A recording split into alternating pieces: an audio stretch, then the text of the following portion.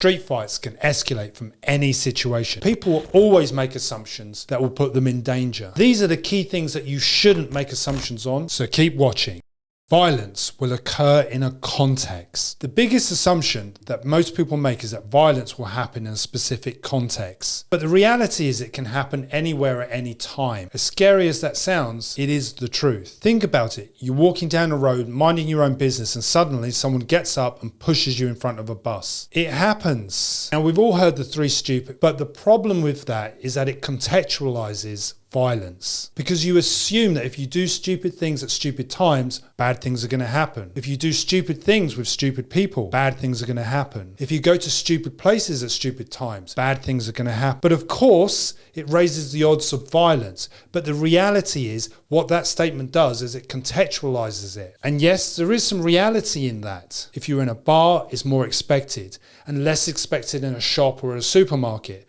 But let's be honest, how many videos have you seen on social media where people are kicking off in shops and supermarkets and convenience stores? So never assume safety based on your environment. Don't take it for granted that you'll be safe in some locations. And shops are a classic example where people take their safety for granted. So never assume that there'll be a time or a place in which you have to defend yourself, because it doesn't happen like that. Never make assumptions on someone's ability to fight by the way they look. It's a classic judging a book by its cover. Our brains are hardwired with stereotypes. Looks can be deceiving. Someone can look quite weak and ineffective, but essentially be as strong as an ox. And here lies the problem. You can't see strength. You can only feel strength. For you to know how strong someone is, you have to engage them. The danger is someone can look quite harmless, but actually be very dangerous. Someone can be well dressed, but well armed. He could even be old and know how to handle himself. And that's what I always call the crafty old dog.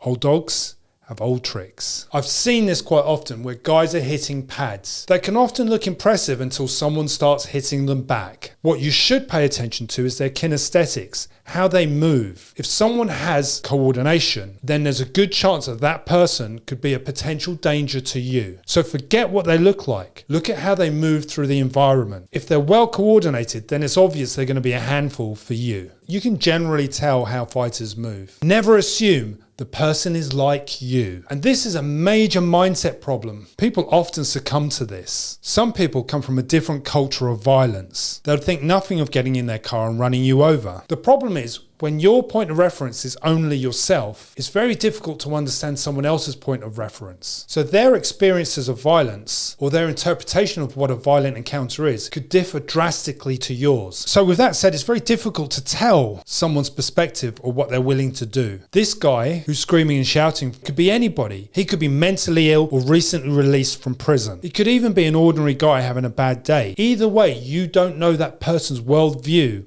of violence, what their perspective of violence is. Some people value life differently, and in that context, they're more willing to take it. The experiences of violence for some people often revolve around using weapons. People draw weapons for a number of reasons, mostly ego or for intimidation, but quite frankly, because they enjoy inflicting pain. So you always have to assume that when someone pulls a weapon, that they intend to use it, even if it is just for ego. For some people, an old-fashioned stand-up fight with gentleman's rules is appropriate, while for others, fighting in the extreme is really where it's at. Although that we know that there's no such thing as a fair fight, some people in their minds of minds will always feel that there's a sense of fairness. I guess it relates to a victim mentality. You've got to avoid this perspective that there are rules in a fight, because what it does is it leads to a victim mentality. Never assume that someone will come to your rescue. Unfortunately, we live in a world